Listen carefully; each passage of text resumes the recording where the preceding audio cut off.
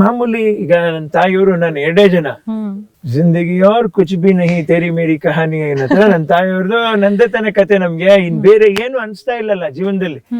ಇನ್ನೇನೇ ಬೇರೆ ಮಾಡ್ಬೇಕು ಅಂತ ಹೋದಾಗ ಏನ್ ಮಾಡೋದು? ಈಗ ಅವರು ನೋಡ್ಕೋಬೇಕು, ಪ್ರೊಡಕ್ಷನ್ ಈಗ ನಮ್ಮನ್ನ ಹಾಕಿ ಸಿನಿಮಾ ಮಾಡ್ತಕ್ಕಂಥವ್ರು ಎಷ್ಟು ಮಟ್ಟಿಗೆ ಇದ್ರೋ ಇಲ್ವೋ ನನಗೆ ಗೊತ್ತಿಲ್ಲ, ಬಟ್ ಇದ್ದಿರಬಹುದು.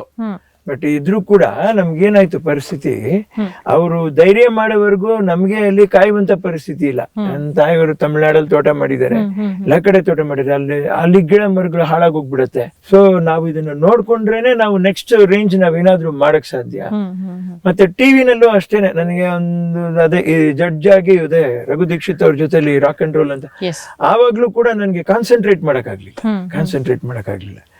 ಸೊ ಹಾಗಾಗಿ ನನ್ಗೇನ್ ಅನ್ನಿಸ್ತು, ಇಲ್ಲ ನಾವು ಇದು ತೋಟ ಅಮ್ಮ ಮಾಡಿರೋದನ್ನ ನಾವು ಇರೋದ್ರಲ್ಲಿ ನಾವೇನೆ ದುಡ್ದು ನಾವೇನೆ ಎಲ್ಲ ಮಾಡಿ ಎಲ್ಲಾ ವರ್ಕು, ನಾನೇ ಅಕೌಂಟೆಂಟ್, ನಾನೇ ರೈತ, ನಾನೇ ಡ್ರೈವರ್, ಟ್ರ್ಯಾಕ್ಟರ್ ಓಡಿಸ್ತೀನಿ, ಬಂಡೆ ಹೊಡಿತೀನಿ, ಎಲ್ಲಾ ವರ್ಕು ಮಾಡ್ತೀನಿ, ಮುಸ್ರೆ ತಿಕ್ತೀನಿ. ಅದ್ರಲ್ಲಿ ತಪ್ಪೇನಿದೆ? ನಮ್ ಕೆಲ್ಸ ನಾವ್ ಮಾಡ್ಕೊಳ್ಳೋದ್ರಲ್ಲಿ ತಪ್ಪೇನಿದೆ? ಹೌದೌದು. ನಾ ಎಲ್ರಿಗೂ ತೋರಿಸ್ತೀನಿ, ಇದು ಅಸಹ್ಯ ಅಂತ ಹೇಳಿದ್ರೆ ನಿಮ್ಮ ಅಸಹ್ಯನ ತಾಯಿ ಬಡ್ದಿಲ್ವಾ ನಿಮ್ಗೆ? ಇವಾಗ ಏನ್ ಮಾಡ್ತೀರಾ ನೀವು ನೀಟ್ನೆಸ್ ಬಗ್ಗೆ? ಫಸ್ಟ್ ಅಸಹ್ಯನ ಬಳಿಯೋದ್ ಕಲ್ತ್ಕೊಳ್ರಿ, ಆಮೇಲೆ ಕ್ಲೀನ್ಲಿನೆಸ್ ತಾನಾಗೆ ಹುಟ್ಟುತ್ತೆ ನಿಮ್ಗೆ. ಅದನ್ನ ನೋಡ್ಬಿಟ್ಟು ಇನ್ನೊಬ್ಬನ ಇಡ್ತೀರಾ ನೋಡ್ರಿ. ನೀನ್ ಒಂದ್ಸರಿ ಬಳದ್ ನೋಡು, ನೀನ್ ಯಾವ ಸೀಮೆಗಿಲ್ದಿರ ಮನುಷ್ಯ. ನಿನ್ ತಾಯಿ ನೀನ್ ಮಾಡಿರ ಅಸಹ್ಯ ಮಲಮೂತ್ರಗಳನ್ನೆಲ್ಲ ತೊಳೆದು ಬೆಳೆಸ್ತಾಳಲ್ಲ, ಅದನ್ನೊಂದ್ಸರಿ ನನ್ಕು ಇಷ್ಟ ದೊಡ್ಡದಾಗಿ ಬೆಳೆದು ನಾನೆಲ್ಲ ನೋಡಿದೀನಿ. ನೀನ್ ನೋಡಕ್ ಮುಂಚೆ ನಿಮ್ಮಮ್ಮ ನಿನ್ ಬಂಡವಾಳನೆಲ್ಲ ನೋಡಿ ನಿನ್ಗೆ 2 ಮೂತಿ ಮೇಲೆ ಬಿಟ್ಟು ನಿನ್ನ ಸ್ಟಡಿಯಾಗಿ ನಿಲ್ಸಿರೋದು. ಯಾಕಿದ್ನ ಮರಿತೀರಾ ಕನ್ನಡಿಗರೇನು? ಎಲ್ಲ ಆಲ್ ಇಂಡಿಯನ್ಸ್. ನಮ್ಮ ಪ್ರಧಾನ ಮಂತ್ರಿಗಳನ್ನ ಕೂಡ ಒಂದು ತಾಯಿ ಸಾಕಿಲ್ವಾ? ಬಗ್ಗಿದ್ರು ಕೂಡ ನನ್ನ ಮಗ ಚೆನ್ನಾಗಿರ್ಬೇಕು ಅಂತ ಕನ್ನಡಕದಲ್ಲಿ ನೋಡಿ ಸಂತೋಷ ಪಡ್ತಾರೆ ಅಮ್ಮ. ನಿಜ. ಇತ್ತೀಚಿನ ಕಾಲದಲ್ಲಿ ನಾವು ನೋಡ್ತಿದೀವಿ, ನನಗೆ ತುಂಬಾ ಹೆಮ್ಮೆ ಅಂತ ಅನ್ಸುತ್ತೆ ಸರ್ ನಿಮ್ಮನ್ನ ನೋಡಿದ್ರೆ. ಈಗ ತಂದೆ ತಾಯಿಗಳು ಏನಾದ್ರು ಅವ್ರನ್ನ ದೂರ ಇಟ್ಬಿಡೋಣ ಅಂದ್ರೆ ನಮ್ಗೂ ಅವ್ರಿಗೂ ಸಂಬಂಧನೇ ಇಲ್ವೇನೋ ಅನ್ನೋ ರೀತಿ ಅವ್ರು ಇರ್ತಾರೆ. ಆದ್ರೆ ನೀವು ಹಾಗಲ್ಲ, ನನಗೆ ಎಲ್ಲವೂ ನನ್ನ ತಾಯಿನೇ, ನನ್ನ ಸರ್ವಸ್ವ, ನನ್ನ ಜೀವ ನನ್ನ ತಾಯಿ ಅಂತ ಹೇಳಿ. ಖಂಡಿತ ಅವ್ರ ಜೀವ ನನ್ನ ತಾಯಿ. ಅವ್ರ ವಯಸ್ಸು, ಅವ್ರಿಗಾಗ ಕಷ್ಟ.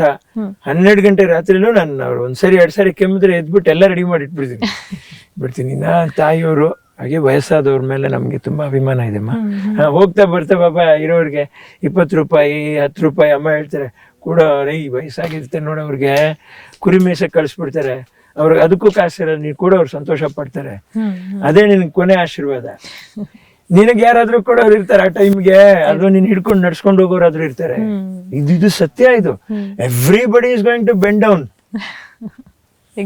Everybody is going to bend down. ನಾನು ಹೇಳ್ತಾ ಇದ್ದೀನಿ, maybe in a modern style you have lots of equipments, everything to take care of all elders.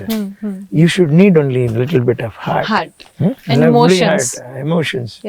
Of course, where there is a will, there is a way, and there are all emotions come together. First ನೀವು ಕರ್ಮ ಈ ಕೆಲಸ ಮಾಡ್ಬೇಕಲ್ಲ ಅಂತಾನೆ ಮಾಡ್ರಿ. 5ನೇ ದಿವಸದಿಂದ there will be a sentiment in you. Exactly. Correct. ಅದು ಬರುತ್ತೆ ಅಷ್ಟೇ. ಇನ್ನು ವಿನೋದ್ ರಾಜ್ ಅವರು ಒಂದಲ್ಲ ಎರಡಲ್ಲ ಎಷ್ಟ್ ಕೆಲಸ ಮಾಡ್ತಾರೆ ಗೊತ್ತಾ? ತೋಟ ನೋಡ್ಕೊಳ್ತಾರೆ. ಈಗ ಅವರೇ ಹೇಳಿದ್ರು, ನಾನು ಹೇಳೋದ್ ಬೇಡ.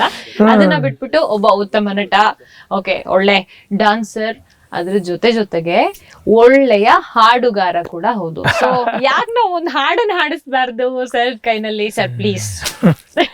ಸೀತಮ್ಮ ಸ್ನಾನ ಮಾಡಿ ಮೂಗುತಿಯ ಹುಡುಕಾಡಿ, ಸೀತಮ್ಮ ಸ್ನಾನ ಮಾಡಿ ಮೂಗುತಿಯ ಹುಡುಕಾಡಿ, ನಿನ್ನ ಕೂಗಿದಳೇನು ಹನುಮಂತರಾಯ, ನಿನ್ನ ಕೂಗಿದಳೇನು ಹನುಮಂತರಾಯ, ನೀನಲ್ಲಿ ಬಾಣ ಬಿಟ್ಟು ನದಿಯನ್ನೇ ಶೋಧಿಸಿದೆ ಎಂತ ಶ್ರದ್ಧೆಯೋ ಮಹನೀಯ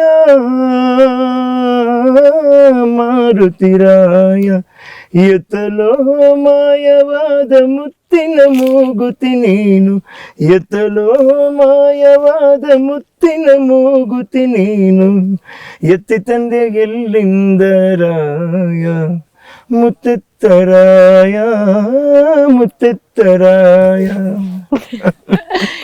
ದೈವ ಭಕ್ತಿ ಅನ್ನುವಂಥದ್ದು ಈ ಹಾಡಿನಲ್ಲಿ ತುಂಬಿ ತುಳುಕ್ತಾ ಇದೆ ಸರ್ ನಿಮಗೆ. ಪ್ರೀವಿಯಸ್ ನನ್ನ ತಾಯಿಯವ್ರು ಹೇಳೋರು, ನಿನಗೆ ಸಿನಿಮಾ ಅವಕಾಶ ಅಂದ್ರೆ ಹೋಗಿ ಆರ್ಕೆಸ್ಟ್ರಾದಲ್ಲಿ ಹಾಡು ಅಂತ. ನಿಜವಾಗ್ಲೂ ನಮ್ಮ ಆರ್ಕೆಸ್ಟ್ರಾ ಮಿತ್ರರನ್ನ, ಮಿತ್ರರು ಅಂತ ಹೇಗೆ ಹೇಳಕ್ಕಾಗತ್ತೆ ಅವ್ರನ್ನ, ನನ್ನ ಸಹೋದರರನ್ನ ಅಂತ ಹೇಳ್ಬಿಟ್ಟು ಮೋಹನ್ ಜಂಪೇಟ್ಸ್ ಅವರು, ಮದನ್ ಮಲ್ಲು ಅವರು, ಬ್ಲೂ ಬಾಯ್ಸ್ ಅವರು, ನನ್ನ ಕಾಲದವ್ರವರೆಲ್ಲ, ಮಂಜುಳಾ ಗುರುರಾಜ್ ಅವರು, ಶ್ರೇಷ್ಠರು ಅವರೆಲ್ಲ ಪಾಪ. ಅವ್ರ ಜೊತೆಲಿ ನಿಂತು ಮೈಸೂರು ಮೋಹನ್ ಅವರು, ಇವ್ರ ಜೊತೆಲೆಲ್ಲ ನಿಂತು ನಿಂತು ನಿಂತು ನಿಂತು ಹಾಡಿ ಹಾಡಿ ಹಾಡಿ ಹಾಡಿ ಶ್ರುತಿ ಏನು ಅಪಶ್ರುತಿ ಏನೋ ಒಂದೊಂದು ತಕ್ಕ ಮಟ್ಟಿಗೆ ತಿಳ್ಕೊಂಡು ಇವರೆಲ್ಲ ನನ್ ಬ್ಯಾಕ್ ಮಾಡಿ ನನ್ನ ತಂದ್ರು ಸ್ಟೇಜ್ ಮೇಲೆ. ಎಸ್, ಇವಾಗ ನೀವ್ ಹೇಳಿದ್ರಿ ಸರ್, ಅಮ್ಮ ಹೇಳಿದ್ರು ಅಂತಂದ್ರೆ ನಿಮಗೆ ನಿಮ್ಗೇನಾದ್ರು ಕೆಲಸ ಸಿಗ್ಲಿಲ್ಲ ಅಂತಂದ್ರೆ ಆರ್ಕೆಸ್ಟ್ರಾದೆಲ್ಲ ಹೋಗಾಡು ಅಂತ ಹೇಳ್ಬಿಟ್ಟು ನೀವ್ ಅದನ್ನ ತುಂಬಾ ಪಾಸಿಟಿವ್ ಆಗಿ ತಗೊಂಡ್ರಿ. ಆದ್ರೆ ಇವತ್ತಿನ ಪೀಳಿಗೆ ನೋಡ್ತಾ ಇದೀವಿ ನಾವು, ಕೆಲಸ ಅಂತಂದ್ರೆ ನನಗೆ ಇದೇ ಇರ್ಬೇಕು, ಲೈಫ್ ಅಂತಂದ್ರೆ ಇಷ್ಟೇ ಲಕ್ಸುರಿಯಸ್ ಆಗಿರ್ಬೇಕು ಅಂತ ಹೇಳ್ಬಿಟ್ಟು ಅದಕ್ಕೆ ಅಡಿಕ್ಟ್ ಆಗ್ಬಿಟ್ಟು ಅದೇನಾದ್ರೂ ಲೈಫ್ ಅವ್ರಿಗೆ ಸಿಗ್ಲಿಲ್ಲ ಅಂತ ಹೇಳಿದ್ರೆ ಅಪ್ಸೆಟ್ ಆಗ್ತಾರೆ. ಜೊತೆಗೆ ದುಡುಕು ನಿರ್ಧಾರ ತಗೊಳ್ಳೋದು ಅದೆಲ್ಲ. ಇದು ನೀವು ಸಪರೇಟ್ ಆಗಿ ನಿಮ್ ಚಾನೆಲ್ ನಲ್ಲೇ ಒಂದು ಪ್ರೋಗ್ರಾಮ್ ಮಾಡ್ಬೇಕು. ಹೌದು, ಸೈಕಲಾಜಿಕಲ್ ಇಂಪ್ಯಾಕ್ಟ್ ಅಂತ ಹೇಳ್ಬಿಟ್ಟು. ಆಮೇಲೆ ಅದಕ್ಕೆ ಅಷ್ಟು ತಪ್ಪುಗಳು ಏನು ಅಂತ ಹೇಳಿದ್ರೆ, ಈ ಟೆಕ್ನಾಲಜಿ ಎಷ್ಟು ಮಾಡರ್ನೈಸ್ ಆಗ್ತಾ ಹೋಗ್ತೋ ನಿಮ್ಗೆ, ಪ್ರತಿಯೊಬ್ಬರು ಎಲೆ ಅಂಗೈನಲ್ಲಿ ನೀವೆಲ್ಲವನ್ನೂ ನೋಡ್ಬಿಡ್ಬೋದು. ಆಮೇಲೆ of course money transfer, all is things. ಆಮೇಲೆ ಅವ್ರಿಗೆ ಅಲ್ಲದೇ ಇರ್ತಕ್ಕಂಥ ವಯಸ್ಸಲ್ಲಿ ಅವ್ರ ಕೈನಲ್ಲಿ ಸಿಕ್ಕಾಪಟ್ಟೆ ಹಣ ಬರುವಂತದ್ದು, ಆಮೇಲೆ ಅವ್ರು ದುಡಿಯುವಂಥದ್ದು. ಏನು ಇಂಡಿಯನ್ ಕಲ್ಚರು, ಸಂಸ್ಕೃತಿ ಸಂಸ್ಕಾರ ಏನು ಅಂದ್ರೆ, ತಂದೆ ಮನೆಯ ಅಧ್ಯಕ್ಷ ಅವರು, ಉಪಾಧ್ಯಕ್ಷರು ಬಂದು ತಾಯಿ, ಉಪಾಧ್ಯಕ್ಷರನ್ನ ಹೋಗಿ ಪಿಡ್ಗೆ ಹಾಕೋದು, ಏನಾದ್ರು ಕೊಡ್ಸು ಅಂತ. ಹಾಗೆ ಬಂದು ಆ ಸೋರ್ಸ್ ದುಡ್ಡು ಕೈಯಲ್ಲಿ ಬಂದಿದ್ರಿಂದ ಏನಾಯ್ತು, ನಾವುಗಳು ದಡ್ರಾದ್ರು ತಾಯಿಯವ್ರ ಜೊತೆಲೆ ಕಾಲ ಕಳ್ಕೊಂಡ್ ಬಂದ್ವಿ. ಇಲ್ಲಿ ಏನಾಗೋಯ್ತು, you got some this thing out of bounds ಅನ್ನೋ ತರ ಆಗೋಯ್ತು. ಅದೇನಾಗೋಯ್ತು, ಅಲ್ಲದೆ ಇರೋ ವಯಸ್ಸಿನಲ್ಲಿ ಕೈಯಲ್ಲಿ ಸಿಗುವಂತ ದುಡ್ಡು, ಟೆಕ್ನಾಲಜಿ, ಆಮೇಲೆ ಈ automobiles, the way they have come, ಅದು ನಮ್ಗೆ ಆಶ್ಚರ್ಯ ಆಗುತ್ತೆ ಕೆಲವು ಟೈಮ್. ಟೂ ವೀಲರ್ಸ್ ಅಲ್ಲಿ ಪಾಪ ಮಾಡ್ತಾರೆ. ನನಗೂ ಅನ್ಸೋದು ಪಾಪ ಇವ್ರುಗಳಿಗೆ ಒಂದು ಜಾಗ ತಗೊಂಡ್ಬಿಟ್ಟು ಒಂದು ಇದೇ ಈ ಡರ್ಟ್ ರೇಸಿಂಗ್ ಅದು ಇದಕ್ಕೆಲ್ಲ ಇವ್ರಿಗೆ ಟ್ರ್ಯಾಕ್ ಮಾಡಿ ಕೊಟ್ಬಿಡ್ಬೇಕು. ಇಲ್ಲಿ ಯಾಕೆ ಹೊಡ್ಕೊಂಡು ಒದ್ದಾಡ್ಬೇಕು, ಅದಕ್ಕೊಂದು ಚಿಕ್ಕದಾಗ ಒಂದು ಆಂಬ್ಯುಲೆನ್ಸ್ ಎಲ್ಲ ನಿಲ್ಸ್ಬಿಟ್ಟು ಇವ್ರಿಗೆ ಕೈ ಕಾಲು ಮುರಿದ್ರೆ ಅಲ್ಲೇ ನಾವೇ ಸರಿ ಮಾಡ್ಬಿಟ್ಟು ಖುಷಿ ಪಡ್ಸೋಣ ಅವ್ರಿಗೆ. ಈ ಮಟ್ಟಕ್ಕೆಲ್ಲ ಯೋಚನೆ ಮಾಡಿದ್ ಒಂದ್ ಬಿಟ್ರಮ್ಮ ಬೇರೆ ನಡದ. ಓದಿದ್ ನಿಮ್ಗಳಿಗೆ ಸ್ಕೂಲಲ್ಲಿ ಓದಿಸೋದು ಇವನ್ನೆಲ್ಲ ಹಿಂಗೆ ಅನ್ಕೊಂಡು ನೋಡ್ತಾ ಇರ್ತೀಯ. ಓದ್ತೀನಿ ನನ್ ಮಗನೇ, ಆಗ ಕೆಲಸ ಏನ್ ಮಾಡ್ಬೇಕು ಅದನ್ನ ನೋಡ್ಬೇಕು ನೀನು. ಅದನ್ನೆಲ್ಲ ಬಿಟ್ಟು ಇನ್ನೇನ ಟ್ರ್ಯಾಕ್ ರೇಸಿಂಗು ಗಾಡಿ ಓಡಿಸ್ತೀಯಲ್ಲ, ಓಡಿಸ್ಕೊ ಹೋಗಿ ಸೋಂಬೇರಿ. ರೋಡಲ್ಲಿ ರೇಸು ಗೀಸು ಸ್ಪೀಡು ಗೀಡ್ ಏನಾರು ಮಾಡಿದೆ ಅಷ್ಟೇ ಅಂತ ಹೇಳ್ಬಿಟ್ಟು ಇನ್ನೊಂದು ಬಿ ಮಗನೇ ಅಂತ ಹೇಳ್ಬಿಟ್ಟು ಬೈತಾರೆ ಅವ್ರು. ಎಲ್ಲ ನೀವು ಒಳ್ಳೆ ಒಳ್ಳೆ ಮಾತುಗಳನ್ನ ಹೇಳ್ತೀರಾ, ಒಳ್ಳೇದನ್ನ ಸಮಾಜಕ್ಕೆ ಅಂತ ಹೇಳ್ಬಿಟ್ಟು ಬಯಸ್ತೀರಾ. ಇನ್ನು ನವ ಪೀಳಿಗೆಗೆ ನೀವು ಏನಾದ್ರೂ ಮಾಡ್ಬೇಕು ಅನ್ನುವಂಥ ಉದ್ದೇಶ ಇಟ್ಕೊಂಡಿದ್ದೀರಾ.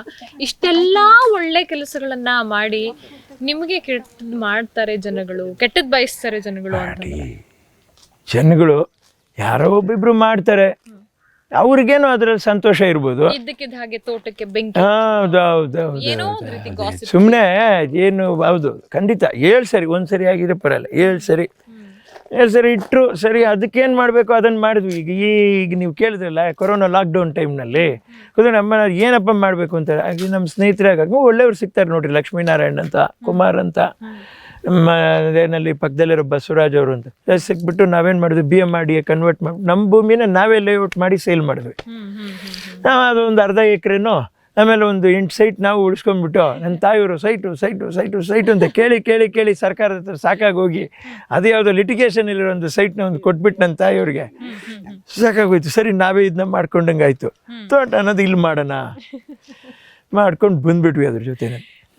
ಇನ್ನು ವಿನೋದ್ ರಾಜ್ ಅವರು ಜೀವನದಲ್ಲಿ ಕಲಿತಿರುವಂತಹ ಒಂದು ಪಾಠ, ಮರೆಯಲಾಗದ ಪಾಠ ಏನು? ಮರೆಯಲಾಗದ ಪಾಠ ನಿಜವಾಗ್ಲೂ ಒಂದಲ್ಲ ಒಂದು ದಿವಸ ಮನುಷ್ಯ ಸಾಯಲೇಬೇಕು ಅನ್ನುವಂಥ ದೊಡ್ಡ ಪಾಠ ಇದು. ಬಟ್ ನನಗೇನಾಗೋಗ್ಬಿಡ್ತು, ಯಾಕೆ ಇದನ್ನ ಹೇಳ್ತಾ ಇದ್ದೀನಿ ಅಂತ ಹೇಳಿದ್ರೆ, ನಾನು ಹೋಗ್ಬಿಡ್ಬೇಕಾಗಿತ್ತು ಹಾರ್ಟ್ ಅಟ್ಯಾಕ್ ಬಂದು ಅಲ್ವೇ. ಡ್ರೈವ್ ಮಾಡಿದ್ದೀನಿ, ಡ್ರೈವ್ ಮಾಡುವಾಗ ಈ ನನ್ನ ಜೀವ ನಾನು ಓಡಿಸ್ತಾ ಇದ್ದೀನಿ. ಅಮ್ಮ ಇಲ್ಲಿ ಸ್ವಲ್ಪ ಇದು ನೀವು ಕೊಡಮ್ಮ, ಎದೆ ಇದು ಮಾಡಮ್ಮ. ಪಾಪ ಅವ್ರು ಮಾಡ್ತಾನೆ ಇದ್ದಾರೆ. ನನ್ನ ತಾಯಿಯವರು ಕಣ್ಣು ಕಾಣಿಸ್ತಾ ಇಲ್ಲ ನನಗೆ. ಫ್ಲೈಓವರ್ ಮೇಲೆ ಬ್ಲರಲ್ಲೇ ಡ್ರೈವ್ ಮಾಡ್ಕೊಂಡು ಹೋಗಿದ್ದೀನಿ. ನನಗೆ ಏನು ಮಾಡಬೇಕು ಅಂತ ಗೊತ್ತಾಗಲಿಲ್ಲ. ಆಮೇಲೆ MS ರಾಮಯ್ಯ ಬಂದ ಮೇಲೆ ಡೋರ್ ಓಪನ್ ಮಾಡಿ ಫಸ್ಟ್ ಸ್ಟೆಪ್ ಮಾತ್ರ ಕಾಲು ಜರುಗಿಸಿ ಹಿಂಗೆ ಇಟ್ಟರೆ ನಿಲ್ಲಕ್ಕೆ ಶಕ್ತಿ ಇಲ್ಲ. 2 ಕಾಲು ಹೀಗೆ ಬೆಂಡಾಗಿ ಹೋಗ್ಬಿಡ್ತು ಕೆಳಗಡೆ. ಈ ಬೆಂಡಾಗಿ ಬಂದುಬಿಟ್ರು ಜನ. ಅಲ್ಲಿ ಬಂದುಬಿಟ್ಟು ಏನು ಸ್ಟ್ರಕ್ಚರ್ ತೊಗೊಂಬರೋದು, ಸ್ಟ್ರಕ್ಚರ್ ಬೇಡ, ಹಂಗೆ ಎತ್ಕೊಂಡು ಹೋಗ್ರೋ, ಸತ್ತೋಗ್ಬಿಡ್ತೀನಿ ನಾನು, ಬೇಗ ಎತ್ಕೊಂಡು ಹೋಗ್ರು ಅಂತ ಹೇಳಿದೆ ನಾನು. ಅಂತ ಪಾಪ ಎತ್ಕೊಂಡೇ ಹೋದ್ರು ನನ್ನ. ಎತ್ಕೊಂಡೋಗಿ ಆವಾಗ ನನಗೆ ಗೊತ್ತಾಗಿದ್ದೇನು ಅಂತ ಹೇಳಿದ್ರೆ, ನನ್ನ ಮಂಚದ ಮೇಲೆ ಮಲಗಿಸಿದಾಗ ಅದು ಅನಸ್ತೀಸಿಯಾ ಕೊಡಬೇಕಲ್ವಾ. ಆ ಡಾಕ್ಟ್ರು ಏನು ಹೇಳಿದ್ರು, ಕೊಡಿ ಅಂತ ಹೇಳಿದ್ರು ಡಾಕ್ಟ್ರು. ಕೊಡೋಣ. ಇಲ್ಲ ಸರ್, BP 40 ಇದೆ, ಪೇಷಂಟ್ ಹೋಗ್ಬಿಡ್ತಾರೆ ಅಂತ. ನೋಡಿ ಎಷ್ಟೆಲ್ಲ ಕೇಳ್ತಾ ಇದ್ದೀವಿ ನಾವು. Without ಅನಸ್ತೀಸಿಯಾ they did that stunting for me. ಇದ ಪರಿಸ್ಥಿತಿ. ನಾನು ಹೇಳಿದೆ ಅದು ಹೋದ್ರೆ ಹೋಗ್ಲಿ, ಈ ನೋವು ಸ್ವಲ್ಪ ಕಡಿಮೆ ಆಗ್ಬೇಕು ಡಾಕ್ಟ್ರ್ ಅಂತ ಹೇಳ್ಬಿಟ್ಟು ಆವಾಗ ನನಗೇನು ಗೊತ್ತಾಯ್ತು ಅಂದರೆ, ಇದರಿಂದ ಏನೋ ಒಂದು ಹೊರಗಡೆ ಹೋಗ್ತಾ ಇದೆ. ಇಷ್ಟೇನಾ ಜೀವನ ಅಂತ ಅನ್ನಿಸ್ತಾನೆ ಇದೆ ನನಗೆ. ಹೋಗ್ಬಿಡುತ್ತೆ ಇದು ಗುಡಿಯಲ್ಲ ಅಂತಂತ ಹೇಳ್ಬಿಟ್ಟು ಅನ್ನಿಸ್ತಾ ಇದೆ. ಬಟ್ ಒಂದು ಮಾತ್ರ ನನ್ನ ಕಣ್ಣಿಗೆ ಕಂಡಿದ್ದು ನಮ್ಮಮ್ಮ ಮಾತ್ರ.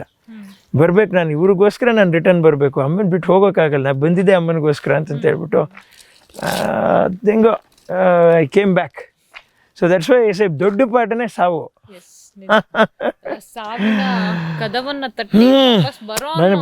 ಬಂದ್ಮೇಲೆ ಆಮೇಲೆ ಹೇಳ್ತೀನಿ ನೋಡ್ರಿ, ನಾನು ಒಳ್ಳೆಯವನು ಕೆಟ್ಟವನು, ಯಾರು ಈ ಪ್ರಪಂಚದಲ್ಲಿ ಒಳ್ಳೆಯವರು? ನಾನು ಒಳ್ಳೆಯವನ, ನೀವು ಒಳ್ಳೆಯವರ, ಇವರು ಒಳ್ಳೆಯವರ, ಅವರು ಒಳ್ಳೆಯವರು? ಎಲ್ಲರೂ ಒಂದು ರೀತಿಯಲ್ಲಿ ಸುಳ್ಳ್ರೆ, ಎಲ್ಲರೂ ಒಂದು ರೀತಿಯಲ್ಲಿ ಕಳ್ರೆ, ಎಲ್ಲರೂ ಮೋಸಗಾರರೆ. ನಮ್ಮಲ್ಲಿರ್ತಕ್ಕಂಥದ್ದನ್ನೆಲ್ಲಾನು ಮುಚ್ಚಿಟ್ಬಿಟ್ಟು ನೀವು ಹೀಗೆ ಬಾಳ್ರಿ ಅಂತ ಹೇಳ್ತಾನೇ ಬರ್ತೀವಿ. ಜೀವನದ ಪಾಠ. ಅದೇ ಅದಕ್ಕೆ ನನಗೆ ಯಾರಿಗಾದ್ರೂ ಬೋಧನೆ ಮಾಡಕ್ ಭಯ ಆಗುತ್ತೆ. ಧೈರ್ಯ ತಗೊಳ್ಳಿ ಅಂತ ಮಾತ್ರ ಹೇಳ್ಬೋದು, ಬಟ್ ಎಷ್ಟು ಕಾಲ ಅಂತ ನಾವ್ ಹೇಳಕ್ಕಾಗಲ್ಲ. ಬೋಧನೆ ಮಾಡಕ್ಕೆ ಅಂತ ಸ್ವಾಮೀಜಿಗಳು ಬಾಬಾಗಳು ಅಂತ ಹೇಳ್ಬಿಟ್ಟಿದ್ದಾರೆ. ನಮ್ಗೆ ಆ ಕೆಲಸ ಬೇಡ ಅನ್ನೋದೀಗ. ಅದು ಕಷ್ಟ ತುಂಬಾ ಕಷ್ಟ. ಅದು ಯಾಕಂದ್ರೆ ನಾವು ಅಷ್ಟು ಕರೆಕ್ಟಾಗಿ ಇದೀವ, ಒಂದು. ಎರಡನೇದು, ಆ ನಂತರ ಆದ್ರೂ ನಾವು ತಿದ್ಕೊಂಡು ನಡೀತಾ ಇದೀವ. ನಮ್ಮಲ್ಲಿರುವಂತ ಈ ನೆಗೆಟಿವ್ನೆಸ್ನ ತೆಗೆದು ಹಾಕ್ತಾ ಇದೀವ.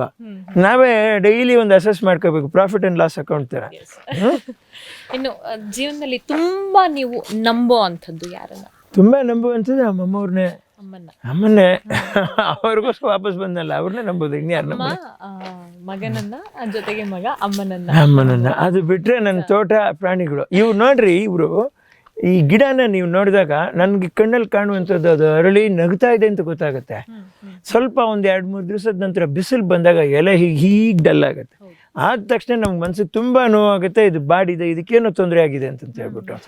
ಸೊ ತನ್ನ ಮೂಕು ಭಾಷೆನಲ್ಲಿ even that has an expression ಕೊಡುತ್ತೆ. ಹಾಗೆ ನಾಯಿನೂ ಅಷ್ಟೇ, ಸಡನ್ನಾಗಿ ಊಟ ಮಾಡಲ್ಲ, ಡಲ್ ಆಗಿರುತ್ತೆ, ಬೆಚ್ಚಗಿರುತ್ತೆ, ಫೀವರ್ ಇರುತ್ತೆ.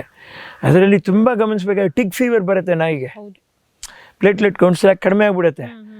ಅದನ್ನು ನಾವು ಹುಷಾರಾಗಿ ನೋಡಿ, ಡಾಕ್ಸಿಸೈಕ್ಲಿನ್ ಅಂತ ಒಂದು ಟ್ಯಾಬ್ಲೆಟ್ ಬರುತ್ತೆ. ಆ ಟ್ಯಾಬ್ಲೆಟ್ನ ಬೆಳಗ್ಗೆ ಒಂದ್ಸರಿ, ರಾತ್ರಿ ಒಂದ್ಸರಿ. ಹ್ಯೂಜ್ ಡಾಗ್ಸ್ ಅಂದ್ರೆ 2 ಟ್ಯಾಬ್ಲೆಟ್ಸ್ ಒಂದ್ಸರಿ ನುಂಗಿಸ್ಬೇಕು. ನಾನು ಸಾಕಿದ್ದೀನಿ, ಅದ್ರ ಅನುಭವ ಅನ್ನುವಂಥದ್ದು ನನಗೆ ತುಂಬಾ ಆಗಿದೆ. ಕರೆಕ್ಟ್. ಪ್ರಾಣಿಗಳು, ಅಮ್ಮ ಹೇಳ್ತಾ ಇದ್ರು, ಪ್ರಾಣಿಗಳೆಲ್ಲ ಅವು ನಮ್ಮ ಪ್ರಾಣಗಳು ಅಂತ ಹೇಳಿ. ಅವುಗಳನ್ನ ನಾವು ಅದೇ ರೀತಿಯಾಗಿ ಸಾಕ್ಬೇಕು. ಖಂಡಿತ. ಯಾಕೆಂತಂದ್ರೆ ನಿಸ್ವಾರ್ಥ ಸೇವೆ ಅನ್ನುವಂಥದ್ದು. ಹೌದು ಖಂಡಿತ. ದೇವರು ಎಷ್ಟು ಮೂಕನಾಗಿದ್ದಾನೆ ಅಂದರೆ ಅವನ್ನ ಅರ್ಥ ಮಾಡ್ಕೊಳ್ಳೋಕ್ಕೆ ಪ್ರಯತ್ನ ಪಡಬೇಕು. ಅವನ್ನ ನಾವು ಪ್ರಕೃತಿನಲ್ಲೂ ಅವನು ನಮ್ಮನ್ನು ಪ್ರೀತಿಸ್ತಾ ಇದ್ದಾನೆ ಅಂದರೆ ನೀವು ಒಂದು ತಂಗಾಳಿ ಅಂತ ನಾವು ಹೇಳ್ತೀವಿ. ಇಂಪ ತಂಗಾಳಿ ಅಂತ ಹೇಳ್ಬಿಟ್ಟು ಅವನು ನಮ್ಮನ್ನು ಪ್ರೀತಿಸ್ತಾ ಇದ್ದಾನೆ, ಅದು ಲೆಕ್ಕ. ಆಮೇಲೆ ಅವನಿಗೆ ಕೋಪ ಬಂದಿದೆ, ಗುಡುಗು ಸಿಡಿಲು. ಆಮೇಲೆ ಅಯ್ಯೋ ತಡಿಯೋಕ್ಕಾಗ್ತಾ ಇಲ್ಲ, ಸೆಕೆ ಹಿಂಸೆ ಅಂತಂತ ಹೇಳ್ತೀವಿ. ಇವತ್ತೊಂದು ಮಳೆ ಹುಯ್ಬಾರ್ದ ಅಂತಂತ ಹೇಳಿದ್ವಿ, ಇಮ್ಮಿಡಿಯೇಟ್ ಒಂದು ಮಳೆ ಹುಯ್ತಾನೆ. ರೌದ್ರ ಅವತಾರ ಪ್ರಳಯ.